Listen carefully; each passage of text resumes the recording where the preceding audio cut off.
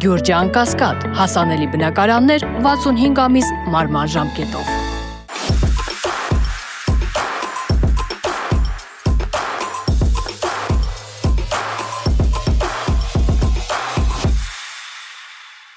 Բարի երեկո, Մեդիահաբի եթերում Մետանոյան է և այսօր տաղավարում սիրով ձեզ եմ ներկայացնում իմ հյուրին, Հայաստանի Հանրապետական կուսակցության գործադիր մարմնի անդամ, ՀՀ ազգային ժողովի նախկին պատգամավոր Տիկին Մարգարիտ Եսայանին, բարև ձեզ Տիկին Եսայան, շնորհակալ եմ հրավերս ընդունելու համար։ Տիկին Եսայան, մենք այսօր այնպիսի կարելի ասել նույնիսկ ոչ թե խառը, այլ այնպիսի մի զազրելի և զավեշտալի ժամանակներում ենք ապրում և այնպիսի եղկելի իրողությունների ենք բախվում, որ անգամ հաճախ նաև մեր մասնավոր զրույցներում չենք կարողանում գտնել այն գնահատականը, թե օրինակ որն է սրա ելքը,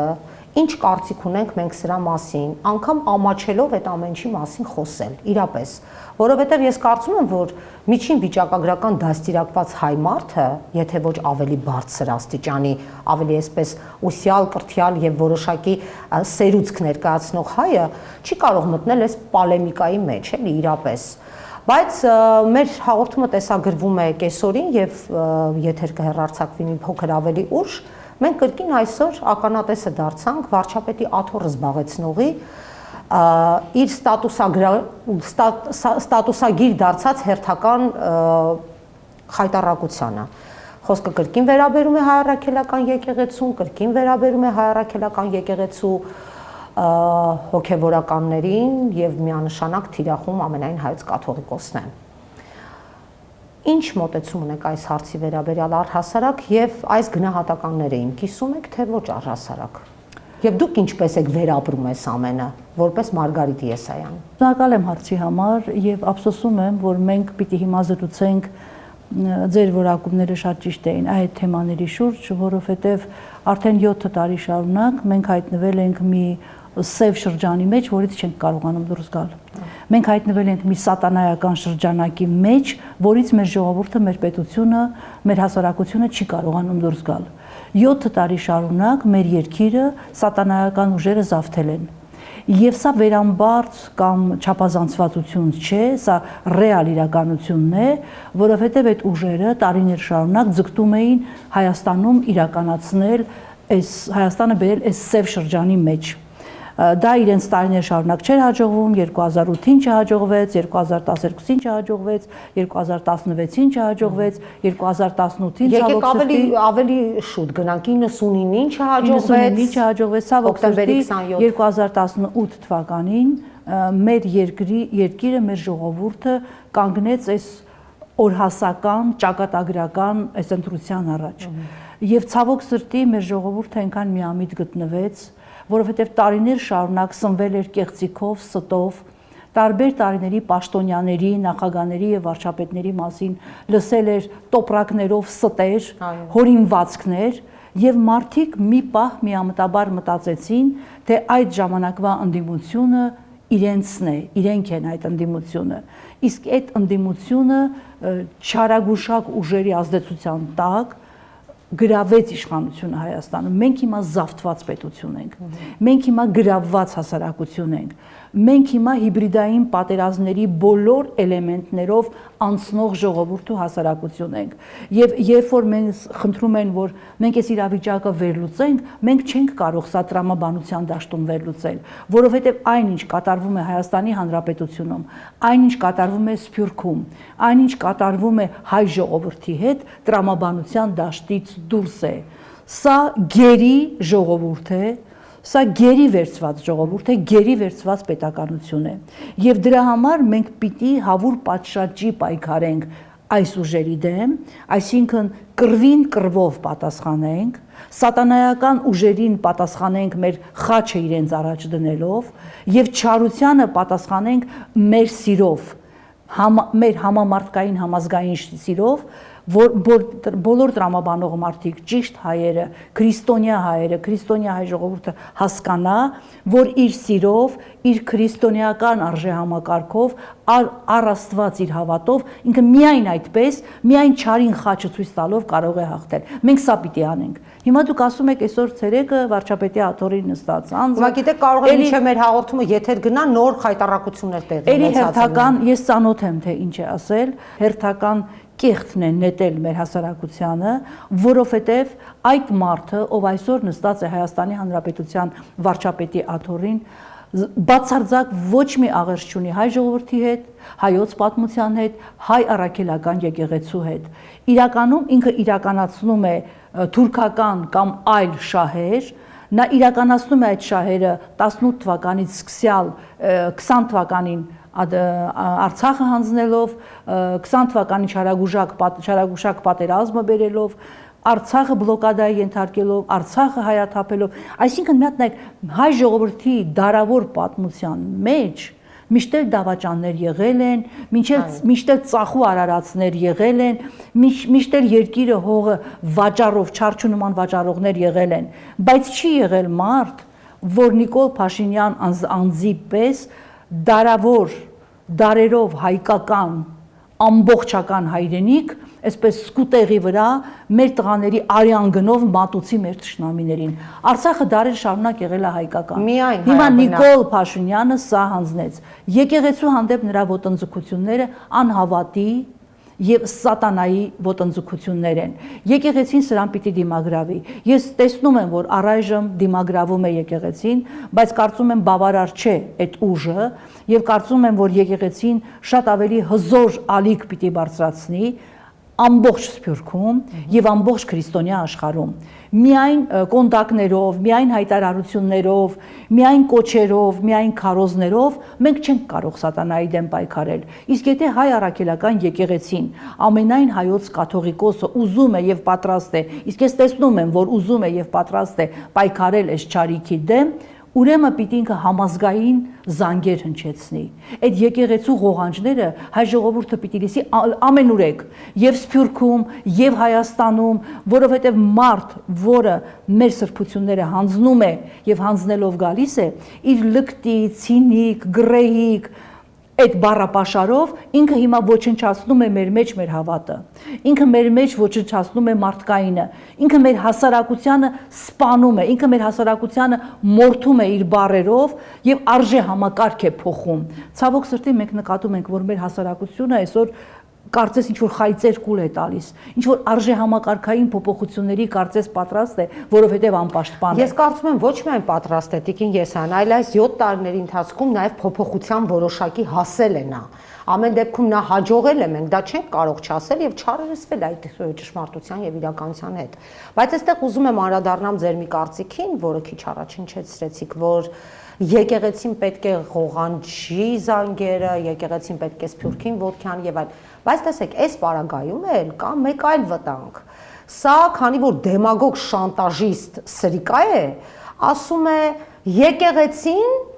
ներքին հրահրումների է գնում, բայց որևէ դրվագ նա չի կարող ցույց տալ, որ եկեղեցին հրահրումների է գնացել կամ առայժմ միայն իրենք են հարձակվում։ Առայժմ եկեղեցին բացառապես դիմադրում է եւ պաշտպանվում, այդպես է ստացվում։ Եվ իր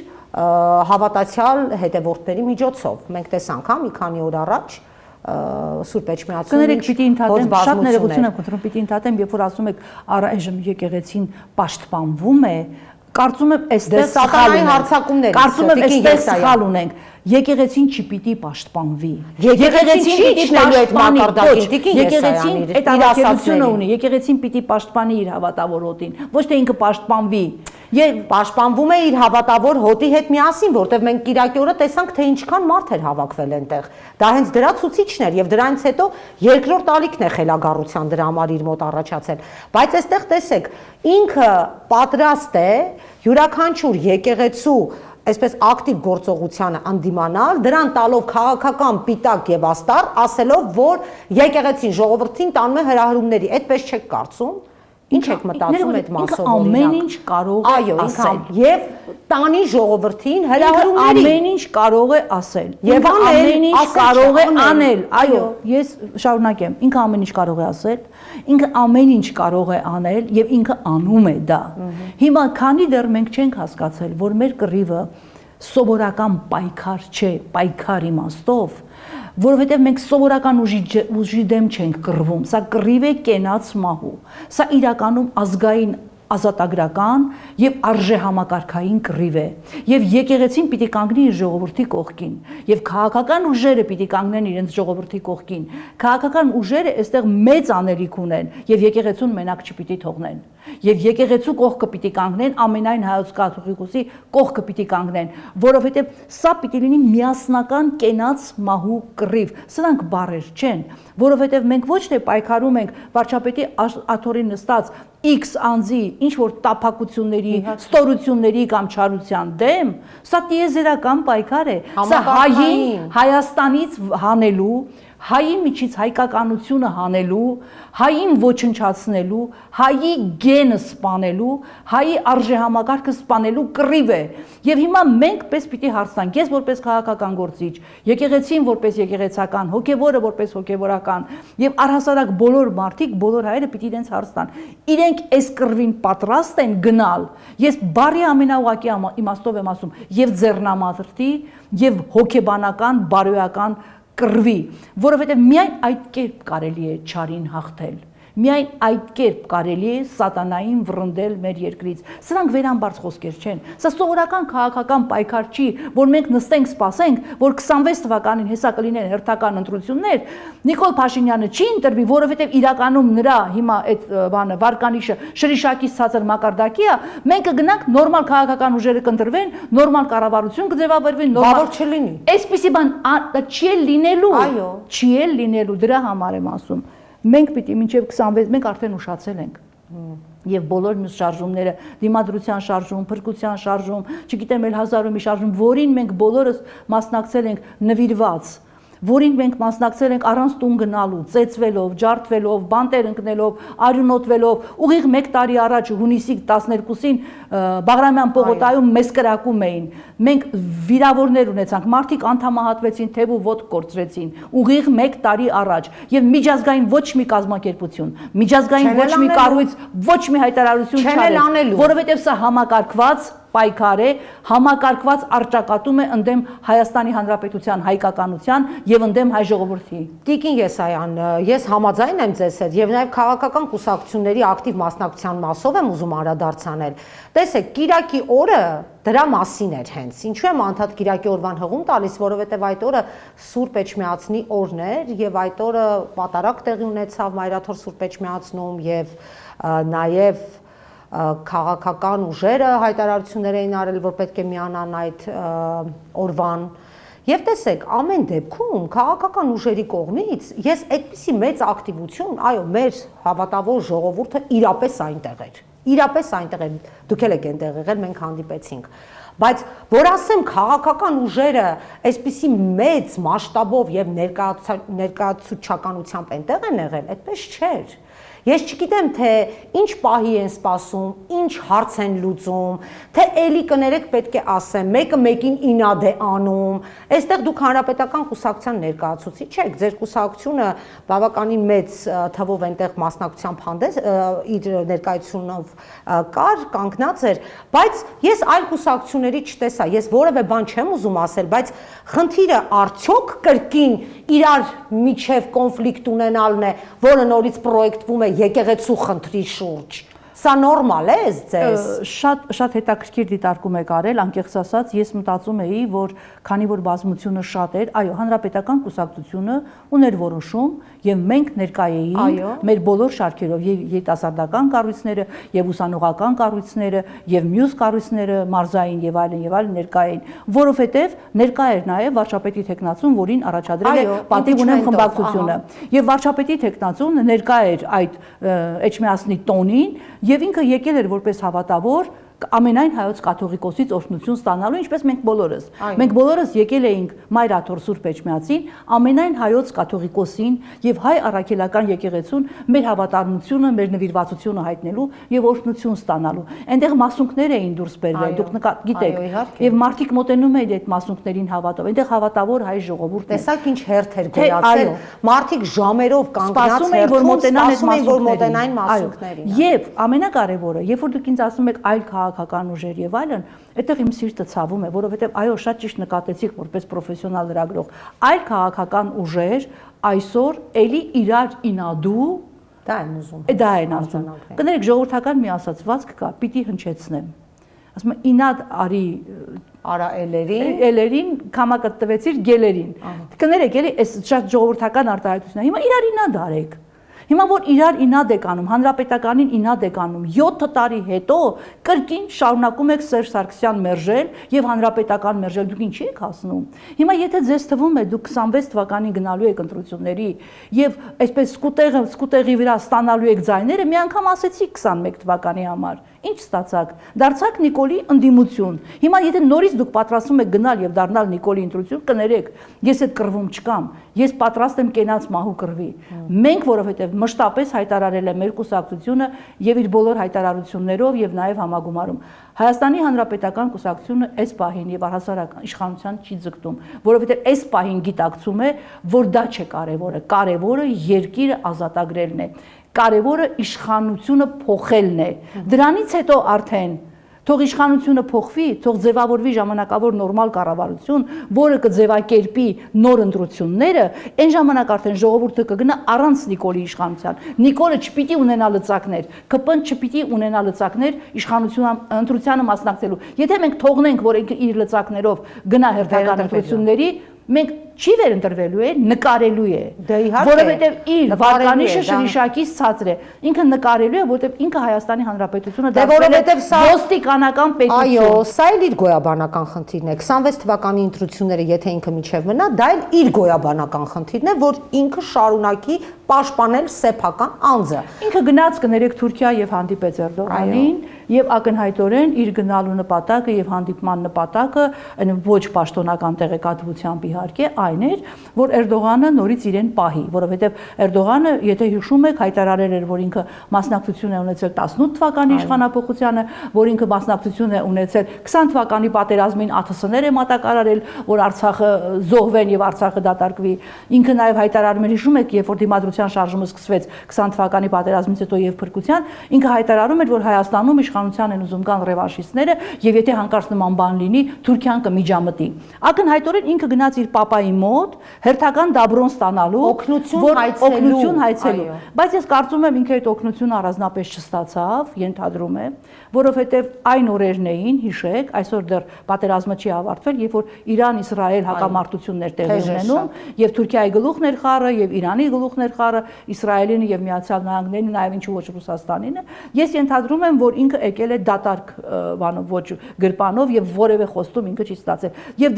դրանով եմ նաեւ բացատրում հայ առաքելական եկեղեցուն ուղված նրա ցինիկ լկտի այս հայտարարությունները։ Դրանով եմ բացատրում, որ վարչապետի աթոռին նստած անձը կարող է փողոցի գյադայի պես, ես չեմ ասում փողոցի տղայի պես, որովհետև փողոցի տղաները արժանապատիվ են եւ երբեք իրենց թույլ չեն տա նման արտահայտություններ անել, փողոցի են գյադայի պես, որին անդադ ծեծում են, քամակին տալիս են, ասում են գնա մի հատ պապիրոս բեր, գնա մի հատ ջուր բեր, այդ լակոտի պես է իրան պահում, ինքը հայ ժողովրդի հանդեպ եւ հայ առաքելական եկեղեցու հանդեպ։ Դրա համար մենք պետք է այս լագոտներից ազատենք երկիրը։ Տիկին Եսայան, գործարար բարերար Սամվել Կարապետյանը իր աջակցությունը հայտնեց հայ առաքելական եկեղեցուն եւ մենք շատ լավ գիտենք ինչ տեղի ունեցավ, բացահայտ ինքնիրավչություն, չգիտեմ, հակասահմանադրականություն, ինչ քրեական հոդված ուզեք կարող եք բերել դնել այս պատմության տակ։ Ես ուղղակի ուզում եմ հասկանամ, ինքը ինչքան քրեական գործ է արդեն հավաքել իր վզին եւ ինչքան սահմանադրական տապալում է իրականացրել արդեն իսկ իր ողջ մնացած կյանքի տարիները չեն բավարարելու այդ ամենը քրեակատարողական հիմնարկներում անցկացնելու համար։ Հետագայում իր սերունդների վրա էլ է անդրադառնալու իր, այսպես ասած, դատվածությունները։ Բայց տեսեք ինչ արեց, մի օրվա ընթացքում ասեց, դե դու քո ձևերով, ես էլ իմ ձևերով, հիշում ենք ինչ արեց եւ այս մարդը, որը չգիտեմ, արժանավոր հայերից մեկն է, հայ, գործարար, բարերար, թե ինչքան գործ է արել Հայաստանի, Արցախի համար, անթիվ անչափելի է, ես չեմ ուզում անդրադառնալ արդեն այդ ամենին, ինչ տեղ ունեցավ մարդուն, տարան, փակեցին, կարճ կոնկրետ։ Այսօր մամուլում կարդում եմ, Տիկին Եսայան, որ Նիկոլը հրահանգ է տվել իր ուժային կառույցներին, ով խոսի կամ պաշտպանի կամ նեցուկ կանգնի գործարար աշխարհից հայ առաքելական եկեղեցուն նույն ճակատագրին արժանացնեն նրանց։ Հիմա ինչ եք կարծում, ոնց պետք է մենք այս դիմադրությունը կարողանանք իրականում ձևավորել, որ այդ խնդիրը գոնե կարողանանք ճեղքել կամ լինելու պարագայում էլ չընկրկեն մարդիկ, չվախենան մարդիկ։ Տեսեք, ի պատիվ Սամվել Կարապետյանի պիտի ասեմ, որ ինքը ճիշտ վարվեց, հայավարի վարվեց եւ չընկրկեց եւ հավատացյալ, հավատավոր մարդու տղամարդավարի վարվեց այս դեպքում։ Եվ եթե ինքը վախեցրել է գործարարներին, ինչպես դուք եք ասում, որ մամուլներ եւ այլն, այո, կա նման բան եւ կարող է լինել նման բան, ես պիտի ասեմ, որ այդ գործարարները պետք է խելքների գլուխները հավաքեն, որովհետև եթե 18 թվականին իրենք անմիջապես թռան Նիկոլի գիրկը, ասելով, որ դե եթե ինքն է դառնում իշխանություն, մենք կայսրություն կկորցնենք, մենք գնանք կողքը կանգնենք, որ մեր ունեցվածքը, մեր սիթիները եւ այլն չկորցնենք, այդ գործարարները պիտի իրանց գլուխը մտցնեն, որ այսօր իրանք ոչ թե կայսրություն են կորցնելու, եթե շարունակեն Նիկոլի ասեղը թելել եւ եթե շարունակեն չկանգնել իրենց քավորի կողքին եւ իրենց ընկերոջ կողքին, իրենց նման գործարարի կողքին, իրենք հայրենիք են կորցնելու, իրենք կորցնելու են Հայաստանի Հանրապետությունը։ Եվ այդ կայսրությունն էլ դրա մեջ։ Այդ դեպքում գրոշի արժեք ունեն դրանց սիթինները, սասերը, չգիտեմ Պողոս Պետրոսները։ Այդ մարդիկ դա պիտի հասկանան։ Այդ մարդիկ դա պիտի հասկանան, որ այսօր սովորական իշխանության կռիվ չէ, այսօր հանուն երկրի եւ հանուն Հայաստանի կռիվ է։ Եվ երբ որ դուք ասում եք բռնես տարավ անմիջապես 9 օրը բան, ես իմ խոսքում ասացի, որ այսօր Նիկոլ Փաշինյանը Հայաստանի Հանրապետությունը դարձրել է ոստիկանապետություն։ Մենք այսօր ավելի շատ ոստիկան ունենք, քան ունեցել ենք երբևէ։ Այսօր ոստիկանները վճարվում են շատ ավելի բարձր, քան սահմանին կանգնած զինվորներն ու զինվորականները։ Այսօր ոստիկաններին եւ բարեկ կոչվածներին տվել են անսահման լիազորություններ։ Վստահ եմ դուք տեսնում եք, թե փողոցներում դրանք ինչպես են այդ մեքենաները վարում, ինչ խայտարակ ձևով են իրենց պահում։ Ոստիկանապետություն է այսօր եւ տոտալիտար բռնապետական պետություն է ինքը ստեղծում։ Բայց մենք պիտի կանգնենք, որովհետեւ ուժի դեմ պիտի ուժ ցույց տաս։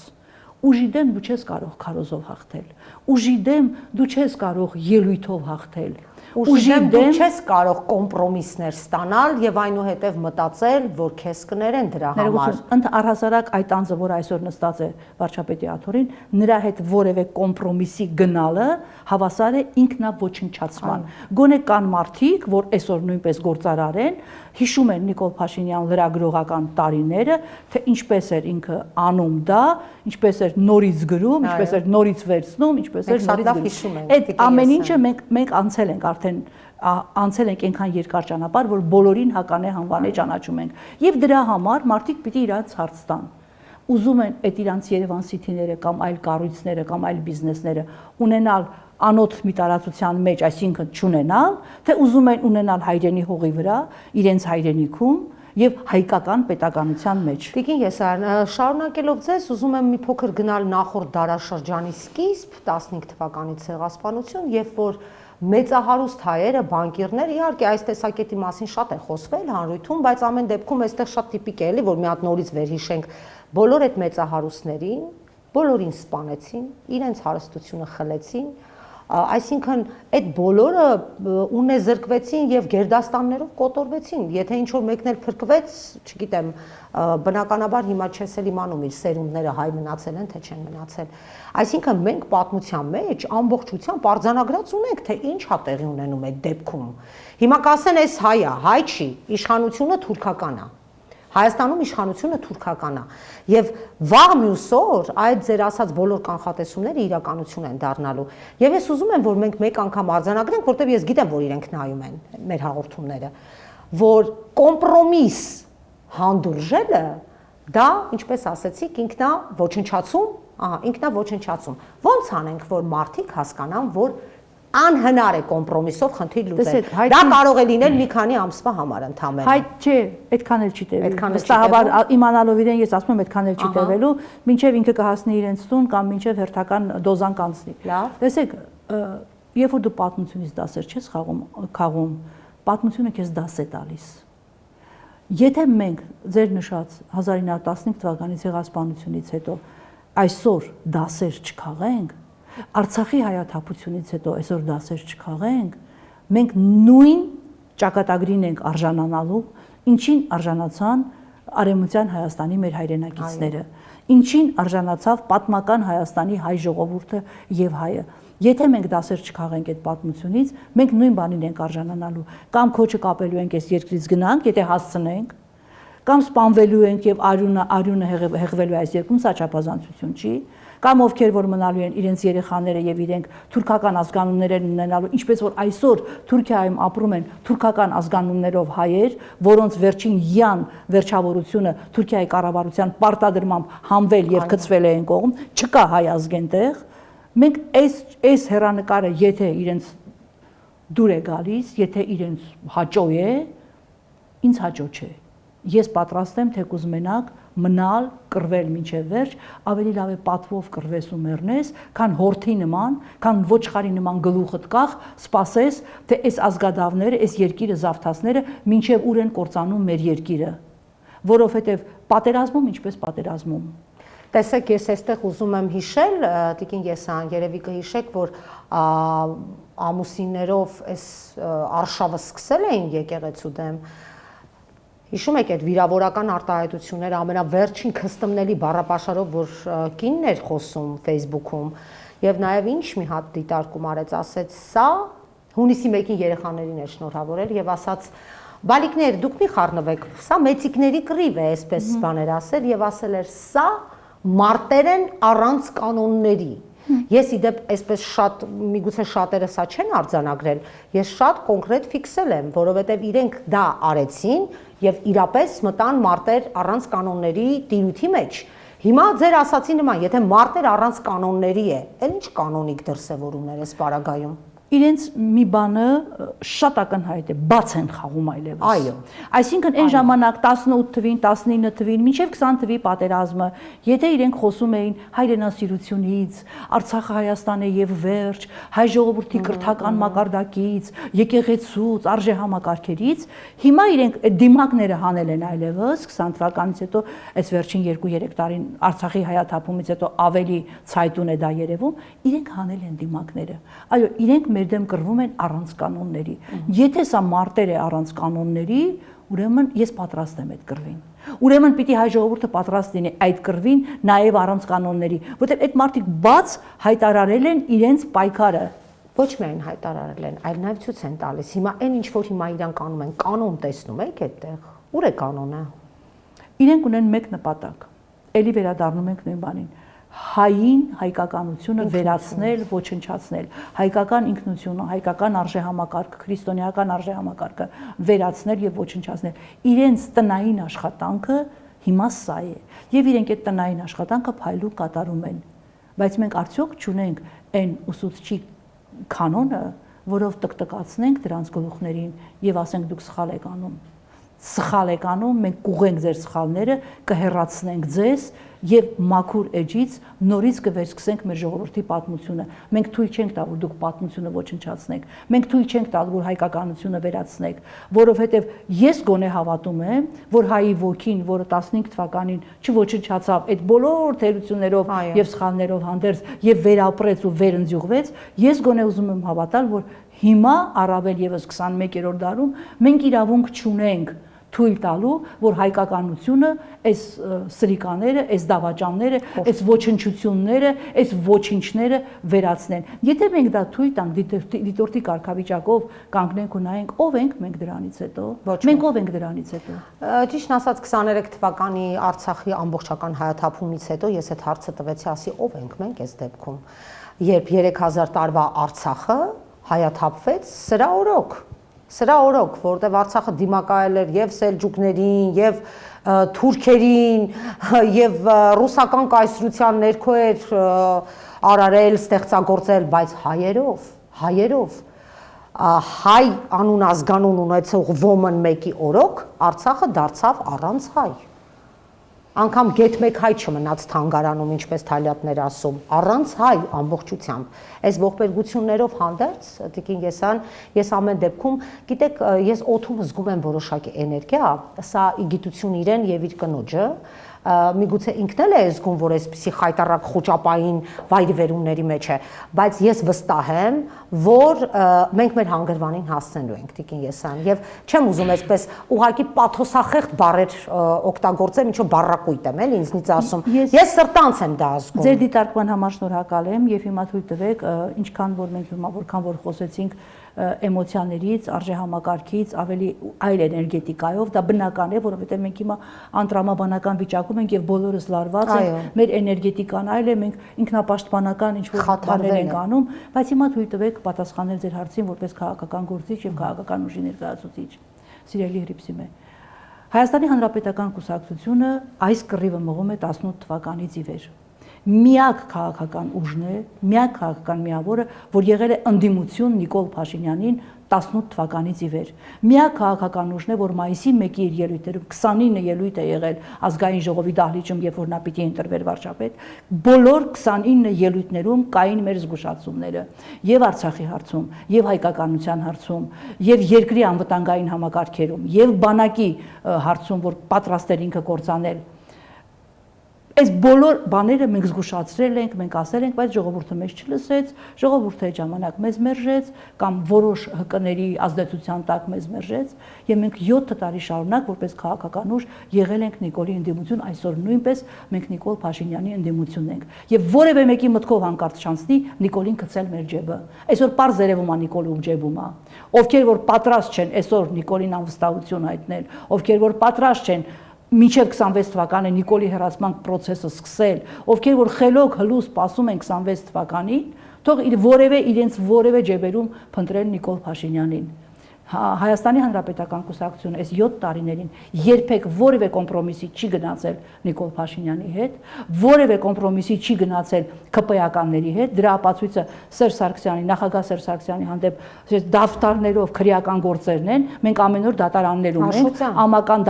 ամեն օր դատական process-ների մեջ ենք, մեր կուսակցության փոխնախագահ Արմեն Աշոտյանը արդեն 2 տարին լրացավ,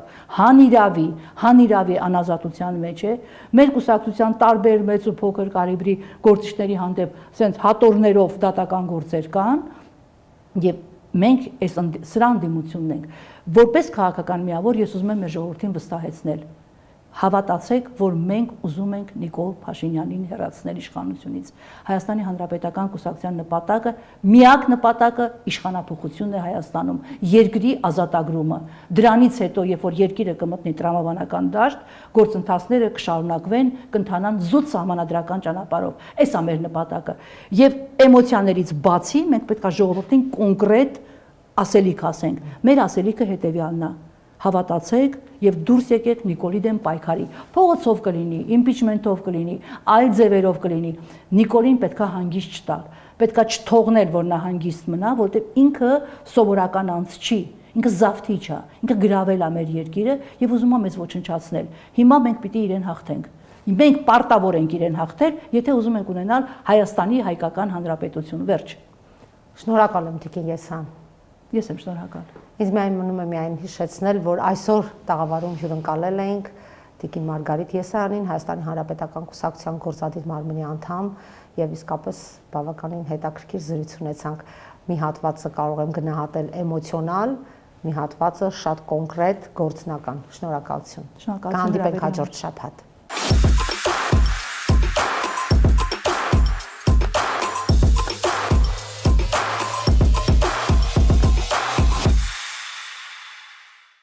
Գյուրջան Կասկադ, հասանելի բնակարաններ 65 ամիս մարման ժամկետով։